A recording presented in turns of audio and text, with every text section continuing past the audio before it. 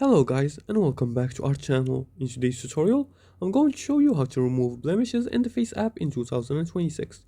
Do you have small blemishes ruining an otherwise great photo?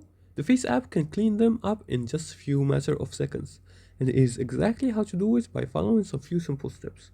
But before we start, here's a quick guide on how to download and install the FaceApp application. You're just gonna head to the Play Store or App Store depending on which device you're using. Then you're gonna type in the search bar the FaceApp Face Editor, Perfect Face Editor. Now once you find this, it's developed by FaceApp Technology Ltd. You're gonna make sure to click on the installation button and wait for the installation to be completed. Then you're gonna launch the application. Once you launch it, you're gonna grant the application the access to your camera and gallery. And once you do that, you're gonna make sure to upload your photo either by using your camera to take a photo of your face or uploading a picture that has your face clear on it. Now once you upload your photo like this, you're gonna go to the retouch or skin section. From here, you're gonna go in the toolbar in the bottom, you're gonna choose skin.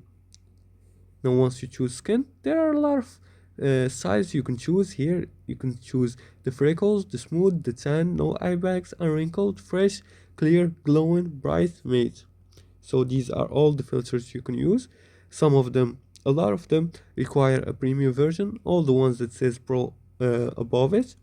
So you're gonna make sure to pay the subscription and able to use this feature right here. After that, you're gonna select the blemish removal or smoothing tool. You're gonna choose the smoothing tool here, and you're gonna choose adjust the intensity and apply the effect right here. After that, you're gonna save the image. Got it. That sounds like a nice, concise.